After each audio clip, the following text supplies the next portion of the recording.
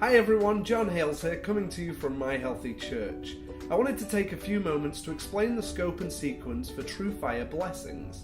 To download the scope and sequence for each of our age levels, you should head to the website at trufirecurriculum.com and click on the resource link in the top header. The scope and sequence is a big picture overview of the specific curriculum line. It outlines the different lessons that will be taught over a given period of time and the order in which they are taught. Tru Fire Blessings is typically designed for 3-year-olds, has a 1-year scope and sequence that focuses on core biblical stories and foundational truths. One of the major teaching techniques used is repetition. There are 3 foundational truths that we want to instill in these young children. God made me, God loves me, and God is with me. Children will spend a whole quarter focusing on each of these truths. Unlike Wonder and Story, Blessings does not teach the Bible chronologically.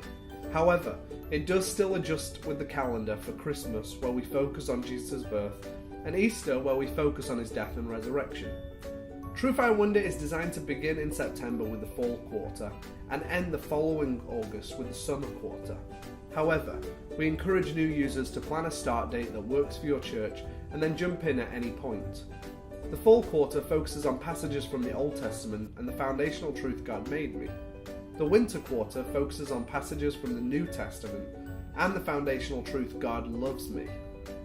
The spring quarter also focuses on passages from the New Testament and the foundational truth God is with me.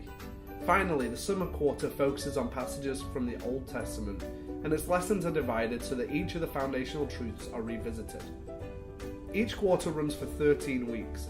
At the end of each quarter, there is a Remember and Celebrate lesson that focuses on the foundational truth. These weeks are designed for children to break from their regular routine so that children understand the importance of remembering what we have learned and celebrating the things God has done. The scope and sequence outlines specific things for each lesson. The first column determines the lesson number within the quarter. The second column shows the ponder point for that given lesson. The ponder point is the God-centered teaching point for the lesson. This column also shows the person or biblical stories that the Big God story will focus on. Each ponder point is taught for 2 consecutive weeks. It's important to note that even though these lessons have the same ponder point, the lesson content is mostly different. The third column outlines the biblical passage that will be covered in the Big God story, and the final column will outline the foundational truth that is reinforced throughout the lesson.